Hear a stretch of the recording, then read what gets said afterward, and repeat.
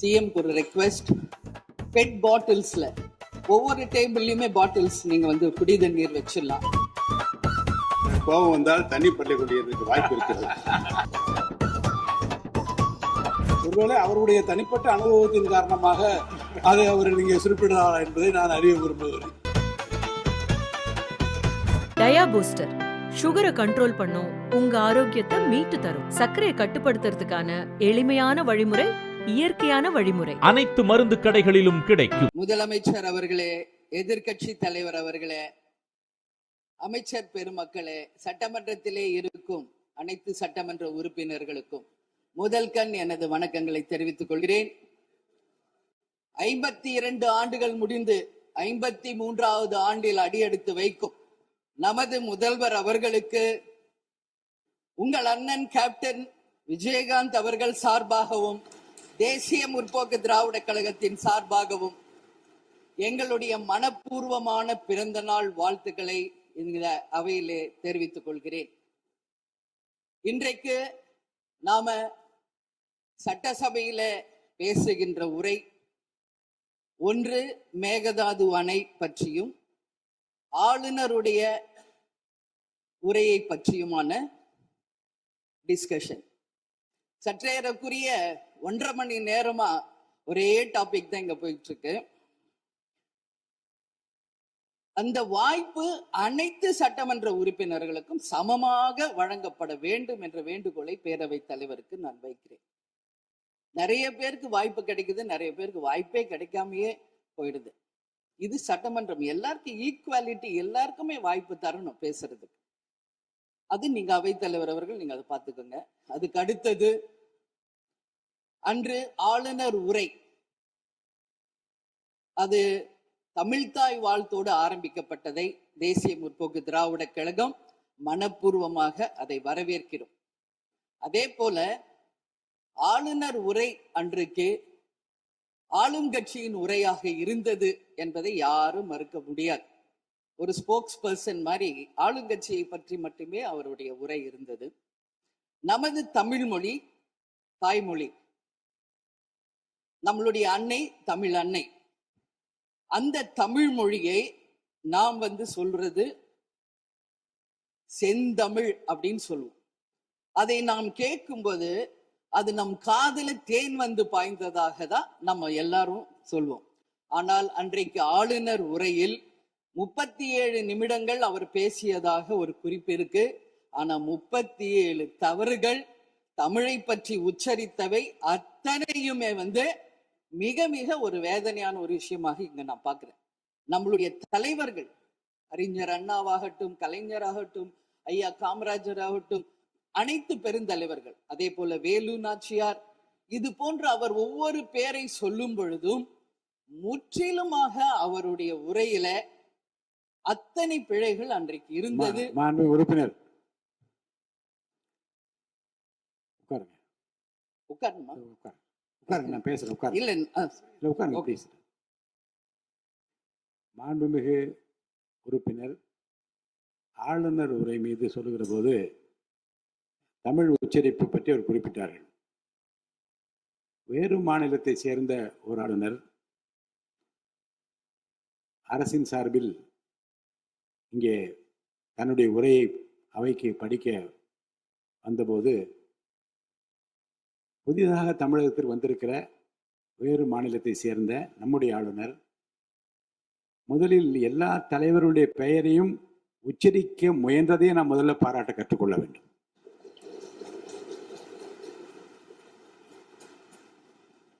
இன்னொன்று, எல்லா பெயர்களையும் விடாமல் படிக்க வேண்டும் என்று அவர் காட்டிய ஆர்வத்தை நீங்கள் பாராட்ட வேண்டும்.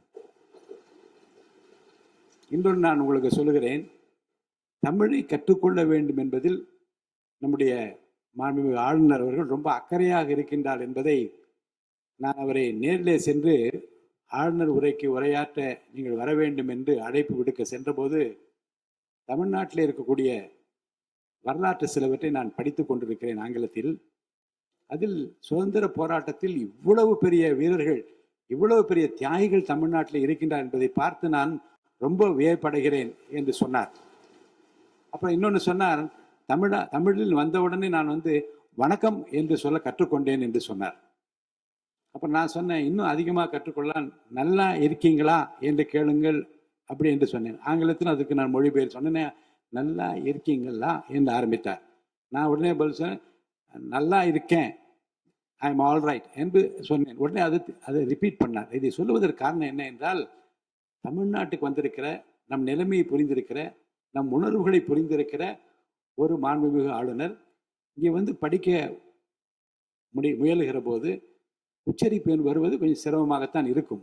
ஆனால் நம்முடைய கருத்தை முழுமையாக ஏற்றுக்கொண்டு கௌரவத்துடனும் கண்ணியத்துடனும் இந்த அவையை நடத்திய அவருக்கு நாம் நன்றி சொல்ல கடமைப்பட்டிருக்கோம். மேற்கொண்டு அதை விமர்சனம் செய்ய வேண்டாம் என்று நான் கேட்டுக்கொள்கிறேன். அதை நான் ஏற்றுக்கொள்கிறேன் பேரவைத் தலைவர் அவர்களே. அட்லீஸ்ட் தேன் வந்து பாய வேணாம், ஈட்டி வந்து பாய்ந்தது அது அன்றைக்கு, இது யாரும் மறுக்க முடியாது. அதே போல இன்றைக்கு நம்மளுடைய பேரவையில முதல்வர் அவர்களுடைய பிறந்த நாள். முதல்வருக்கு ஒரு கோரிக்கை வைக்கிறேன். இங்கு நான் சட்டமன்றத்திற்கு வந்த நாட்களிலிருந்து அவை பணியாளர்கள் எல்லாருக்கும் இது மாதிரி ஒரு டம்ளர்ல ஒவ்வொரு இடமா போய் தண்ணி கொடுத்துக்கிட்டு இருக்காங்க. இன்னைக்கு நம்ம ரொம்ப அட்வான்ஸ்டா போயிட்டு இருக்கோம். இன்னும் ஸ்டில் அந்த ஓல்டு மாதிரி போயிட்டு இருக்கு. இல்ல ஒரே ஒரு விஷயம், மாண்பு உறுப்பினர் வந்து இந்த தேன் வந்து பாய்ந்தது அந்த வார்த்தை அவைக்குள் நீக்கப்படுகிறது. அதை எடுத்துருங்க. அடுத்ததுங்க, இது மாதிரி கொடுக்கறது வந்து ஒன்லி கிளென்லினஸ் ஒண்ணு. அவை பணியாளர்களுக்கு நிறைய வேலை இருக்கு. ஒவ்வொரு டேபிளா அவங்க தவழ்ந்து வந்து கொடுக்கறது நமக்கே பார்க்கறதுக்கு ஒரு மாதிரி இருக்கு. ஸோ சிஎம்க்கு ஒரு ரெக்வெஸ்ட், பெட் பாட்டில்ஸ்ல ஒவ்வொரு டேபிள்லயுமே பாட்டில்ஸ் நீங்க வந்து குடி தண்ணீர் வச்சிடலாம். குடிச்சிட்டு அவங்கவுங்க இடத்துல அவங்கவுங்க வச்சிட போறாங்க. இதனால கவர்மெண்ட்டுக்கு எக்ஸ்ட்ரா செலவும் ஒன்றும் வரப்போறது இல்லை. அவங்கவுங்க இடத்துல வச்சிடலாம் அப்படின்ற என் கருத்தை நான் சொல்றேன். ஏன்னா இது வந்து டம்ளர்ல கொடுக்கறதும் அது மறுபடியும் கேட்கறதும் அவங்க வருவதும் அவங்களுக்கு நிறைய பணிகள். அது பதில் ஒவ்வொரு சீட்ல ஒரு பெட் பாட்டில்ஸ் மாதிரி கண்ணாடி பாட்டில்ல வாட்டர் வச்சுட்டா அவங்களுக்கு தேவைக்கு எடுத்துட்டு கொடுத்துடலாம். ஸோ இது பிறந்த நாள்ல வந்து முதலமைச்சருக்கு ஒரு கோரிக்கை வைக்கிறேன். அதுக்கு நாம நெகிழியில வேண்டாம், பிளாஸ்டிக் பாட்டில்ஸ் நம்ம வந்து அலோவ் பண்ண வேண்டாம், கண்ணாடி பாட்டில்ல நம்ம வைக்கலாம். அது வந்து உறுப்பினர் மாண்புமிகு பேரவைத் தலைவர் அவர்களே, அந்நியார் அவர்கள் ஒரு நல்ல கருத்தை இங்கே சொல்லியிருக்கிறார்கள். அந்த கருத்து ஏற்புடையது அல்ல என்பதை நான் தெரிவித்துக் கொள்ள கடமைப்பட்டிருக்கிறேன். என்ற கோபம் வந்தால் தண்ணி பள்ளி கொண்டிருக்க வாய்ப்பு இருக்கிறது.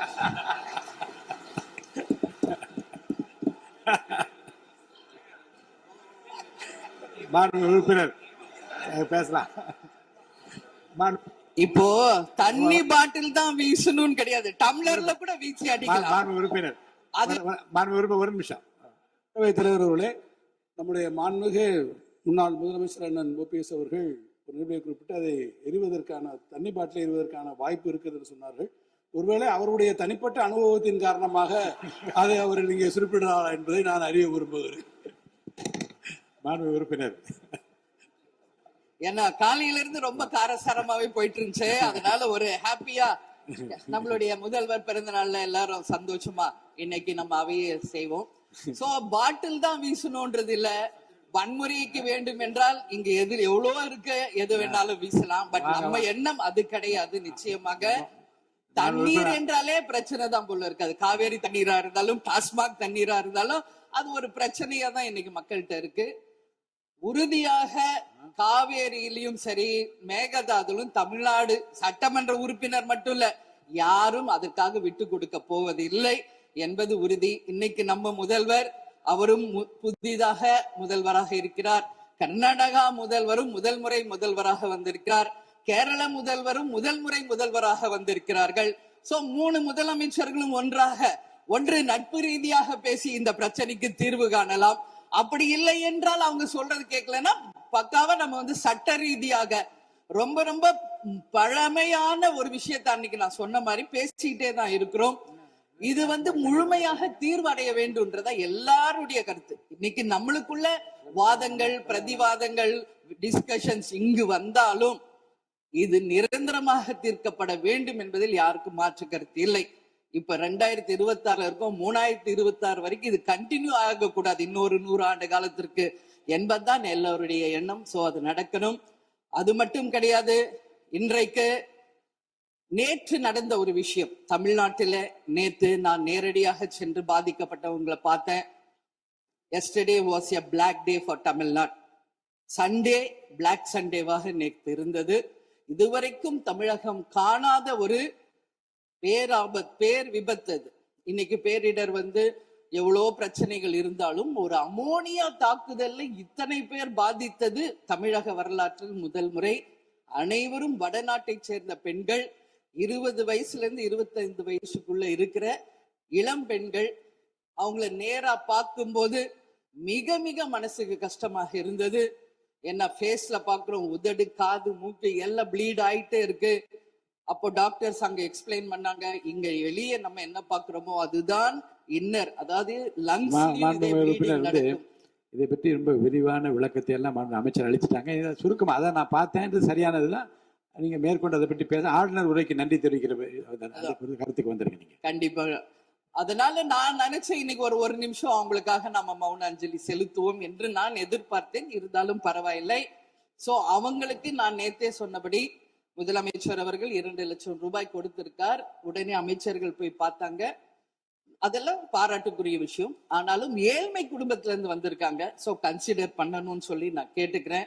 உரிய சிகிச்சை தரப்படுகிறது. அவங்க பிழைப்பது நிச்சயம் கடவுள் கையில இருக்கிறது. சோ எல்லாரும் அவங்களுக்காக ப்ரே பண்ணுவோம் சொல்லி இந்த நேரத்துல நான் கேட்டுக்கொள்கிறேன். ஒரு பெண்ணா அந்த பெண்களை பார்க்கும்போது என்னால் அதை ஏற்றுக்கொள்ள முடியலை. அதனாலதான் சபையில் அதை நான் பேசுகிறேன். அதே போல இன்னைக்கு முதல் முறையாக மற்ற சப்ஜெக்ட் எல்லாம் பேசிட்டு இருக்கேன். என்னுடைய தொகுதியை பற்றி இதுவரைக்கும் நான் பேசவே இல்லை. நான் சட்டமன்ற உறுப்பினராக வெற்றி பெற உறுதுணையாக இருந்த திராவிட முன்னேற்ற கழகத்திற்கும் அதன் தலைவர் அண்ணன் ஸ்டாலின் அவர்களுக்கும் இந்த நேரத்தில் என் நன்றிகளை தெரிவித்துக் கொள்கிறேன். விருதாச்சலம் தொகுதி 2006 புரட்சி கலைஞர் கேப்டன் அவர்கள் முதல் முறையாக வெற்றி பெற்று ஒரு சரித்திர சாதனை படைத்த தொகுதி. மீண்டும் அந்த தொகுதியிலேயே என்னை வெற்றி பெற செய்த விருதாச்சலம் தொகுதி மக்களுக்கு என்னுடைய மனப்பூர்வமான நன்றிகளை இந்த அவையிலே தெரிவித்துக் கொள்வதில் பெருமை அடைகிறேன். அதே போல அந்த விருதாச்சலம் தொகுதி மக்களுக்கு நான் என்னைக்கும் உண்மையாக இருப்பேன், நேர்மையாக இருப்பேன் என்பதையும் இந்த நேரத்தில் தெரிவித்துக் கொள்கிறேன். அவைத்தலைவர் அவர்களே, இதுல விருதாச்சலம் தொகுதிக்கு தேவையான அத்தனை விஷயங்களும் நான் எழுதியிருக்கேன். அவை நேரத்தை நான் அதிகம் ஏற்றுக்கொள்ள எல்லாருக்கும் வாய்ப்பு தரணும் அப்படின்றதுனால ஒரு 3 பாயிண்ட் மட்டும் சொல்றேன். முடிந்த பிறகு இதை உங்க நேரடியா உங்க கையில் நான் தருகிறேன். அதை நீங்கள் எடுத்து தீர்மானமாக நிறைவேற்றி தரணும்னு சொல்லி கேட்டுக்கிறேன். விருதாச்சலம் ஒரு மாவட்டமாக அறிவிக்கப்பட வேண்டும் என்று ஒரு நீண்ட நெடிய கோரிக்கை பல ஆண்டுகளாக இருக்கிறது.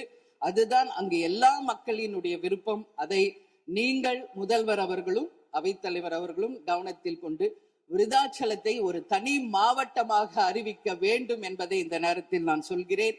அதே போல பீங்கான் தொழிற்சாலை மற்றும் கல்லூரி தமிழ்நாட்டில் வேறு எங்குமே கிடையாது. அது விருதாச்சலத்துல மட்டும்தான் இருக்கு. கவர்மெண்டோடைய அந்த ஃபேக்டரியும் சரி, ஒரு காலேஜும். பட் ரொம்ப ரொம்ப ஒரு நலிவுற்ற நிலையில் இருக்கிறது. சோ அதை நீங்க கட்டாயமாக மிகப்பெரிய அளவுல டெவலப் பண்ணி அதன் மூலம் வேலை வாய்ப்பையும் அதே நேரத்தில் எக்ஸ்போர்ட் பண்றதுக்கும் கட்டாயம் அரசு நிச்சயம் எங்களுக்கு ஒத்துழைக்க வேண்டும் என்பதை கேட்டுக்கொள்கிறேன். விவசாயம் நிறைந்த பகுதி, அங்கு குடிதண்ணீர்ல மாசு இருக்கிறதுனால நிறைய மக்களுக்கு கிட்னி பாதிக்கின்ற ஒரு நிலைமை இருக்கு. சோ அங்க கூட்டு குடிநீர் திட்டத்தை கொண்டு வர வேண்டும். மரவள்ளி கிழங்கு, மக்காச்சோளம், நெல், கரும்பு இவைதான் அங்கு அதிகமாக விளைகிறது. சோ விவசாயிகளுக்கு முழு கடன் தள்ளுபடி செய்து விவசாயிகளுக்கு எல்லா விதத்திலும் இந்த அரசு உறுதுணையாக இருக்கணும் சொல்லி நான் கேட்டுக்கிறேன். அதே போல டெல்டா பிரச்சனை மட்டும் கிடையாது, இது தமிழ்நாடு பிரச்சனை.